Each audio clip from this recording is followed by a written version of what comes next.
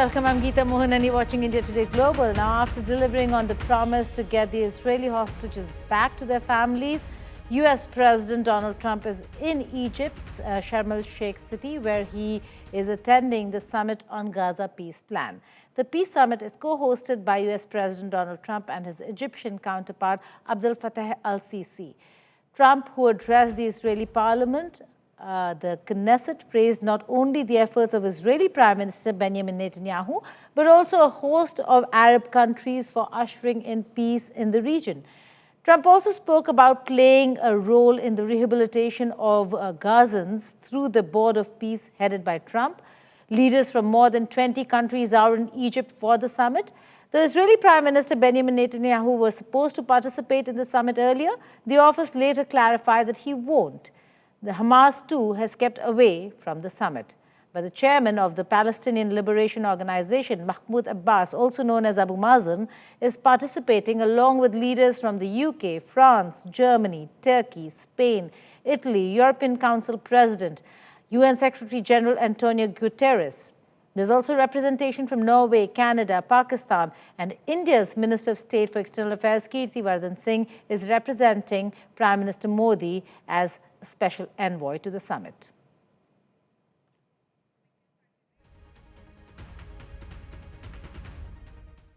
It was a moment of celebration, tears, reuniting with friends, relatives, sons and daughters. Yes, a moment Israel and the whole world waited for 2 years.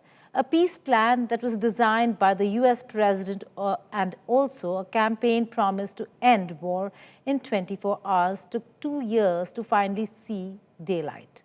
Trump landed in Israel on this historic occasion to be cheered and thanked by Israeli lawmakers and the citizens. Will Trump's claims to end the 8th war mark his path to win the Nobel Peace Prize next year? Mahashweta Lala with this report.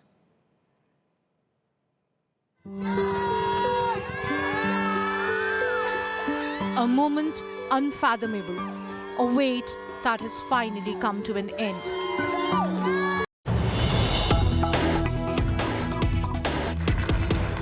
I also want to give a very special thanks to the Emir of Qatar, a man who's outstanding. He's been a friend of mine for a long time, long before politics, and he's a fantastically respected man. His Highness Sheikh Tamim is respected by everybody. He's respected by everybody and in the most positive way, not only because of power, because of his heart. He's got a tremendous heart, and he's a great leader, and his country loves him. Thank you very much for being here. It's an honor. Let me also express our condolences to the Qataris on the tragic car crash that claimed the lives of your cherished diplomats, some of whom were known by our people, and they were supposed to be incredible people. So please extend our sorrow and best wishes. That was tough. That was really tough. On this extraordinary occasion, I also want to give our sincere thanks to President Erdogan of Turkey. He's always there when I need him. He's such a tough guy. He is tough as you can be, but we love him. And when they have a problem with you, they always call me to handle it. And usually I come through. We just have a good relationship, and we have from the beginning. And so I want to thank you very much and say hello to your wife, your beautiful wife. And it's great to be with you. Always there. When I need him, he's always there. Thank you very much, Mr. President. And I also want to thank, I just spoke to him on the phone, His Royal Highness Crown Prince Mohammed, Saudi Arabia, a special friend of mine. Boy, he's come so long and so far, and he's doing a fantastic job for his country. And I want to just thank him. And, His Highness Sheikh Mohammed of the United Arab Emirates is here. Where? He's here someplace. Well, he's not here, but he's here in spirit, I can tell you that. And he's been another one. He's been absolutely incredible, and we appreciate it very much. And His Majesty King Abdullah of Jordan, and thank you very much, King Abdul of Jordan. He's here. Thank you. Thank you. Thank you very much. And you really have been a great helper. We appreciate it. Appreciate it. Prime Minister Sharif of Pakistan, and also I have to say my favorite field marshal from Pakistan, who's not here, but the Prime Minister is here, and you're going to give his regards. Where are you? There you go. Thank you very much. Do you want to say what you said to me the other day? Come, would you like to say what you said the other day? I think it was so nice. Please. Thank you very much, my dear President Trump, my dear brother President el-Sisi of Egypt, Majesties, Highnesses. Okay, that was President Trump at the Gaza Peace Summit in Sharm el-Sheikh in Egypt. He thanked everybody for the participation, the role that they played, but more importantly, the role that President Trump has played, a very critical one. And it is a moment of celebration, but also tears and reuniting with friends and relatives that we were talking about. Let's go across and look at how the people in Israel celebrated this uniting of families.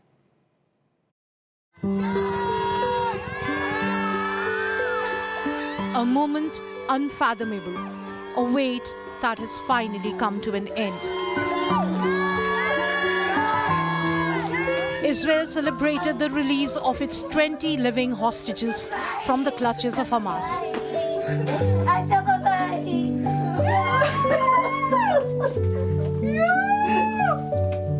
This coincided with the visit of US President Donald Trump, who made a historic visit to the holy city of Jerusalem during his second term in office. As it was an emotional moment for the Israelis, so was it for the Palestinians, who were released from the Israeli prisons. Israel released 250 Palestinians and 1,700 others detained in Gaza during the war.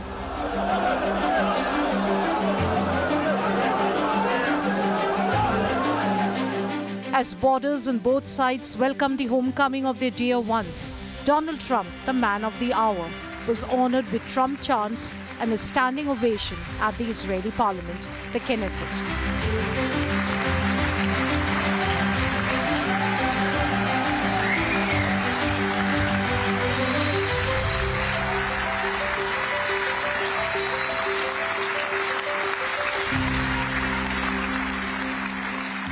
What the world needs now are more leaders who are brave, resolute, strong, and bold. The world needs more Trumps.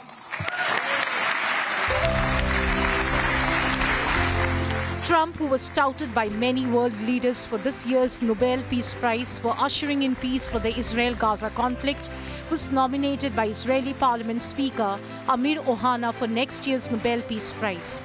Israeli President Isaac Herzog announced the Israeli Presidential Medal of Honor for Trump.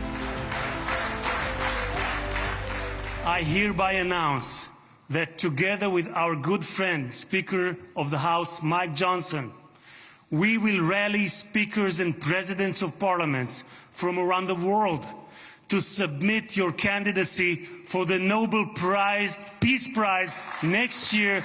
There is no one more deserving than you, President Trump. No one. Trump was praised for his exemplary role in bringing an end to the hostage crisis and was rightly described for fulfilling a Jewish saying from the Talmud, which says, and I quote, "Whoever saves one life is as if he has saved the entire world," unquote. Donald Trump is the greatest friend that the state of Israel has ever had in the White House. No American president has ever done more for Israel. We have paid a high price for this war. But our enemies now understand just how powerful and just how determined Israel is. They understand that attacking Israel on October 7th was a catastrophic mistake. Netanyahu, who praised Trump's efforts for disabling Iran from building nuclear weapons and initiating the Abraham Accords, said he was committed to peace in the region. Mr. President, you are committed to this peace. I am committed to this peace. The coming years will hopefully be a time for peace. Peace inside Israel and peace outside Israel. It is now my distinct honor to invite the President of the United States of America, His Excellency Donald J. Trump. As Trump walked up to the podium, chants of Trump echoes across the Knesset. Trump lauded the efforts of Steve Witkoff and Jared Kushner for making the 20-point peace deal happen. Most importantly with Steve, he's just a great guy. Everybody loved him. Everybody loves Steve, and they respect him, and they somehow can relate to him. Very special thanks to someone who truly loves Israel. Jared has been so helpful. He really did something very special. Trump also praised Israeli Prime Minister Benjamin Netanyahu for agreeing to the 20-point peace plan. And he is not easy, I want to tell you. He's not the easiest guy to deal with, but that's what makes him great. Thank you very much, baby. Great job. Trump also rubbished allegations of waging wars. In fact, he added the Israel-Hamas ceasefire to his war accolades, calling it his 8th victory in ending wars across the globe. But a moment of rejoice and tears on the return of the hostages was turned into laughter when Trump shared light moments about Netanyahu and Yair Lapid's speeches. As soon as I'm finished, I'm quite late. You've kept me quite late between opposition leaders and Bibi's brilliant but very long speech. I thought I was going to run up here, make a speech, and then head to Egypt. It didn't work out, though. And you made a pretty long one, too, Sarah.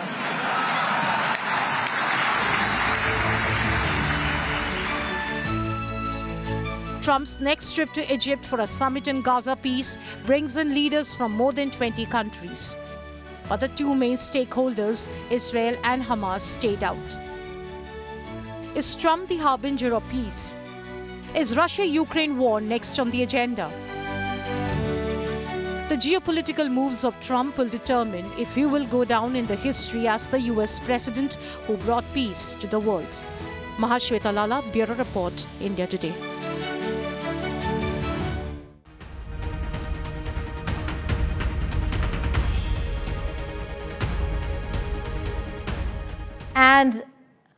And joining me from Tel Aviv, Israel, is Tal Ben-Durr. She is a survivor of the Noah Music Festival.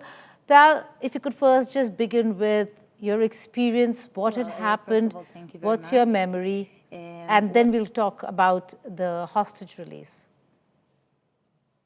Well, first of all, thank you very much. Well, at October 7th, I was at the festival with another 14 friends. Some of us came with a shuttle and others by car. I came with the shuttle. 6:29, everything started, the missile attack, and then we went to the minibus, but then we started hearing gunfire stronger and stronger. So we went off the shuttle, and we suddenly saw a girl wounded with 3 shots in her leg. From this moment, we started running, and we escaped running for 3 hours. We ran to the east, and we saw many things along the way until other people found us in the middle of nowhere. They were producers of another festival, and they came for setting up their event that should have been in November. And they heard what happened and drove closer with their cars to rescue people. And they took us to a farm named Tal Ben-Durr, where we stayed for about 7 hours, waiting for someone to rescue us, but no one came. Eventually, we got off the farm and got back home independently with the cars of the producers of the Midburn Festival. And I arrived to the center of Israel after 13 hours. Not everyone got back. Unfortunately, my friend Sharona Shmuel was murdered. in the death ambulance. She was in an ambulance with, there were 18 people there, and the Hamas shot an RPG. So that's the way we found out after 9 days. And also our driver, Suhaib Abu Amar Ramzan, he was our driver, and the terrorists took him and forced him to translate between them and the hostages in Be'eri. After that, they murdered him. Right, right. Tal, now, how are you looking at the release of the hostages? It's a big day. 20 of them have been released, massive achievement. How are you looking at this moment now? Well, there's a lot of excitement and happiness in the air. Many people waited for this moment for so long. For so long, it felt like a dream that could never come true. And here, now it happens. Everyone is getting back home now. Besides the happiness of the hostages that are alive, we have also the grief of the ones that are not with us anymore. For me, there's a complex of emotions. It's very complicated because also I'm truly happy and truly excited for them. And I cry tears of happiness today. But in the same breath, I must say we're handling a lot at the moment, the Nova survivors. Unfortunately, a Nova survivor killed himself this Friday. He burned himself in a car. He couldn't stand the pain anymore. So today was his funeral. You can only imagine what is for us to feel all this complex of emotions all together, because for us the war is still getting on. We're still having triggers from all the things that are related to October 7th, and people need support. And right now I really hope that after the war is gone, they will have the strength and the support that they need. All the hostages that got back and all the survivors. Right. Tal, you're talking about the survivors. Nova survivors have had a traumatic experience, like you just spelled out, some not being able to take it anymore and giving up on their own lives. How many are you working with very closely in terms of the kind of trauma that you see in not just the survivors, but also those who have been released in the past? I know we're having like dozens of Nova survivors, and really the situation is like they're like ticking bombs, if you know what I mean. So I know everyone needs that support, and people need to be seen. Also the bereaved families, also the hostages. Now we can finally breathe when the hostages are back, but still we know that there are many terrorists that are released on the same breath. So as I said, it's very complicated, but I'm focusing today on being happy and really emotional because I waited for this moment for so long. Completely understand. Tal, just stay on with us. We're also being joined by a security expert, a security affairs expert, Rohan Gunaratne. Rohan, you've been tracking, following situations very, very closely. You're looking at a peace deal where Netanyahu is missing, as also the Hamas. Where do you see this headed? Geeta, what we have seen is there are three phases to this peace plan. The first phase is the release of the hostages, and of course, the release of the the Palestinian prisoners by Israel. The second phase is the disarmament of Hamas. Hamas and the other threat groups have refused to disarm. So the second phase is going to be the toughest phase. The third phase is a demilitarization of the Gaza Strip. Certainly, the first phase has been very successful. President Trump was able to convince the Arab leaders and also the leader of Turkey to exercise pressure on Hamas and its allies to release the hostages. So the next phase will be a challenge.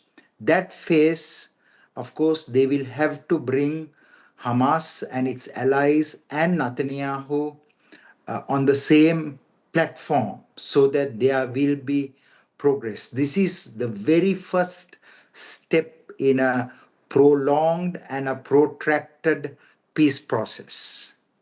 For those following not just the developments, but the history also very closely, Oslo Accord, we thought is going to be a big deal, but it failed. It failed to bring lasting peace. Over here with the Hamas now saying that they do not trust Israel, will not disarm completely unless and until they see some forward movement. The question and controversy over bodies of Israeli hostages being handed over or not, which Donald Trump himself explained could take time. In such a scenario, do you see a situation where there could be violation of ceasefire? Yes, there can be, and that is why it is so important for all the actors to be very patient and to ensure that there is no disruption. Of course, the key player here is Donald Trump, because he was able to exercise his influence on Turkey, on Qatar, and Egypt to get Hamas and its allies to release the hostages. This would have been unthinkable at one point. So the next phase is the greatest challenge, and that is where anything can go wrong. But today's meeting in Sharm el-Sheikh, where 20 world leaders attended, I believe that there is hope, because President Trump will get those countries, at least some of them, to commit troops to create an international stabilization force. And also some countries will provide economic assistance to rebuild Gaza. But what is central is disarmament of Hamas. Hamas is a very deadly, a very dangerous terrorist organization like Al-Qaeda and like ISIS. It has committed very serious atrocities. So there must be significant monitoring and significant pressure to ensure that Hamas evolves into an entity that doesn't conduct these attacks. Right, Rohan, the summit is underway right now. We'll have to wait and see how that really pans out and what President Trump has to say in substance. Right now, he's just thanking all those stakeholders. But for now, I'll have to thank you and Tal for joining me here on the network. News and updates will continue on the other side of a short break. Do stay tuned. Goodbye and take care.